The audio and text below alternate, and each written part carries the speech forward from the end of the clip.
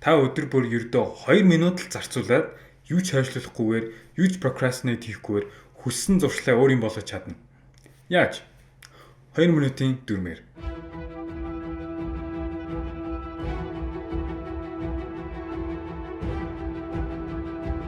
Сайн байцгаана. Наран гарав гэдэг миний YouTube channel тавтай байрлал.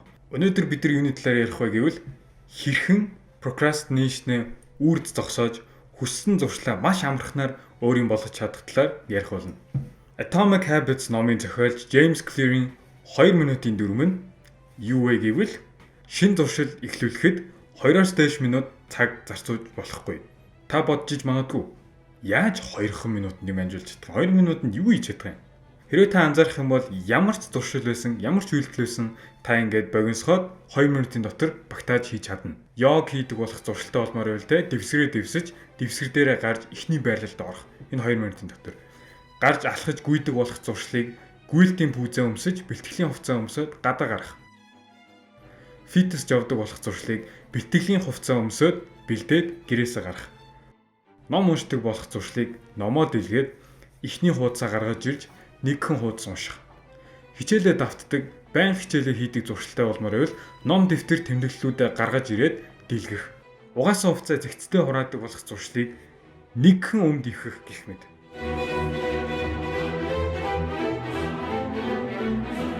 Гэхдээ энэ 2 минут нь ямар учиртай вэ?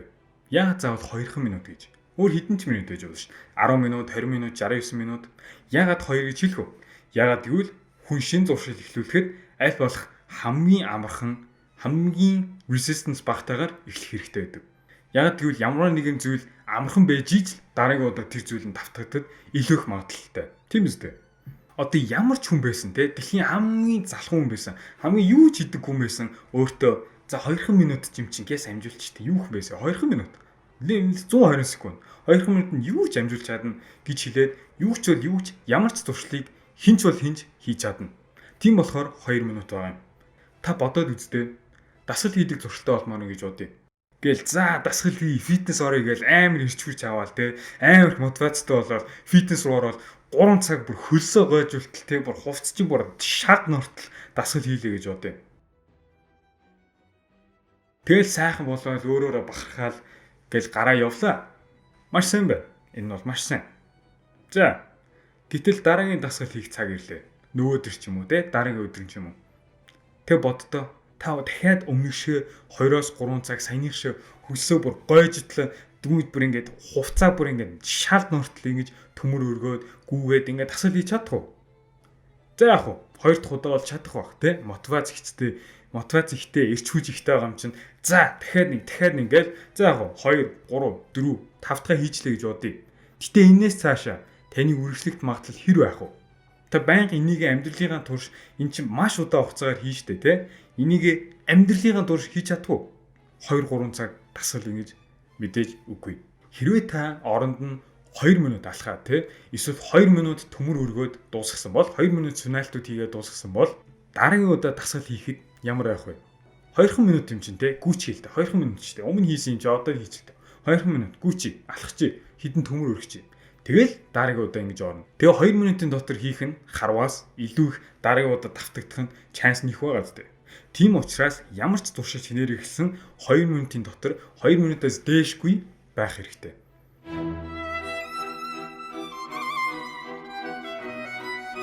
Энэ нь миний түрүүн хэлсэн шиг амархан болгож өгөхөөс гадна цаанаа бас нэг учиртай.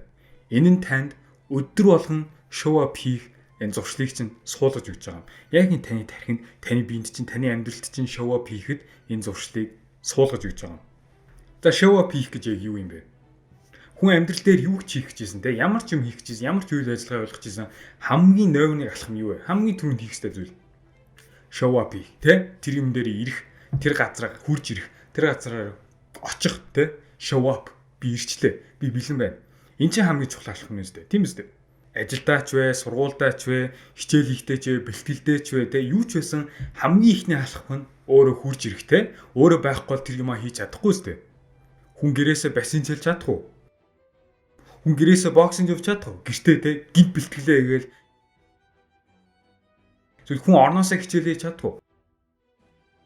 Мэдээж үгүй. Чадах ч гэсэн ямар ч үр дүнгүй. хүн юу гэж байсан, ямар ч үйлдэл байсан, ямар ч зуршил байсан, ямар ч зорилго байсан биелүүлэхийн тулд show up хийж ижил өөрөө бэлэн байж иж өөрөө ирж ижил тэр зүйлээ хийж чадах юм.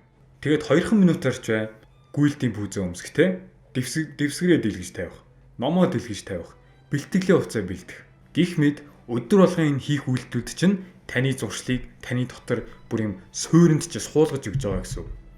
Тэгэд хүний амьдралд сүулдэ стандарт нь болж эхэлнэ. Нормал юм болж эхэлнэ. Энгийн юм болж эхэлнэ. Шинэ юм биш хүний амьдралд нь цаанаас байдаг юм болж эхэлнэ. Тэгээд хүнд зуршил нь жихнээсээ бий болж эхэлнэ.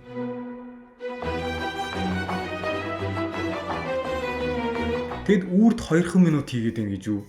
Үрд амьдралыгаа дурш 2 минут. Тэгвэл ямар ч үр дүнд хүрэхгүй шүү дээ, тэ? Мэдээж үгүй. Үрд 2 минут хийхгүй. Зуршлаа өдөр болгон те өдөрт 2-оос дээш минутээр хийхгүй 2 минутын дотор хийж өдөр болгон show up хийж тэр зүйлээ давтаж өөрийн амьдрал тэрийг тогтоож эхлээд show up хийх зуршлаа тогтоож эхлээд тэгсний дараа таны амьдралд стандарт болсны дараа та энийг хөгжүүлж хүндрүүлж эхэлнэ. Жишээ нь 2 минутанд нэг хуудас ном уншдаг байсан бол 10 хоногийн дараа 10 удаа тэгсний дараа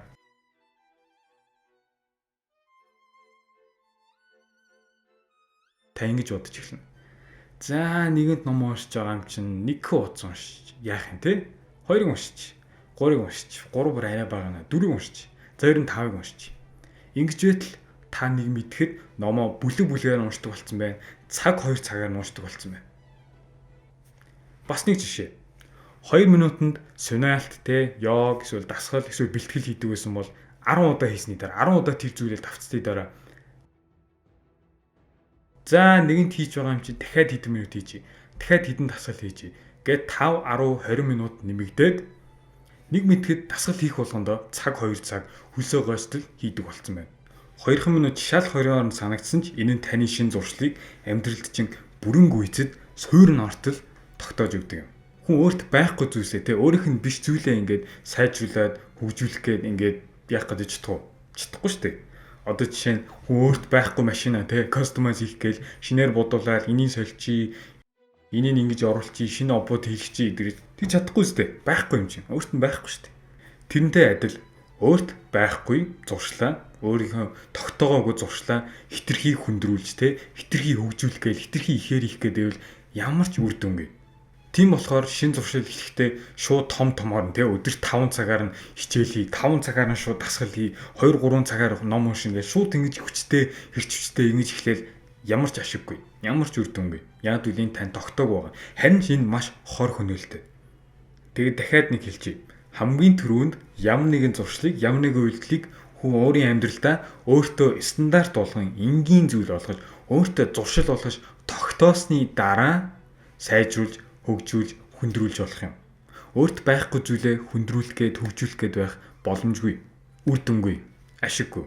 Таны аль ч зорилго байсан. Энэ ном уншихч бай, тэмдэглэл бичдэг болгоч бай, ном бичихч бай, марафонд гүйхч бай, дэлхийн авраг болгоч бай, дасгал хийдэг болгоч бай, эрүүл хооллох болгоч бай. Бүгд өдөр болгон 2 минутын дотор хийгдэж эхэлж ийж л жихнээсээ таны амьдралд зуршил болж, суурь шин тогтож, таныг жихнээсээ үр дүнд, жихнээсээ зорилгот чинь хүргэж өгч чадах юм. За миний бичлэг үзсэн танд баярлалаа. Зөндөө юм сурсан байх гэж найдаж байна. Тэгээд сэтгэлдээ комент хэсэгт үлдээгээрэй. Таалагдсан бол лайк хийгээрэй. Subscribe хийгээрэй. Subscribe хийгээгүй байвал share хийгээрэй. Тэгээд Facebook-ээс хараад те Facebook дээр бас лайклаад, шеэрлээд найзуудтайгаа хуваагаад, хайртай хүмүүстэйгээ хуваалцаад тэдрийг найзуудынхаа гэр бүлээ зорилгот нь хүрэхэд туслаад шеэрлээрэй. Миний бичлэг таалагдсан байх гэж найдаж байна. Миний бичлэг үзсэн танд дахиад баярлалаа. Өдрийг сайхан өнгөрөөрэй. Тэгээд тантай дараагийн бичлэг дээр уулзъя.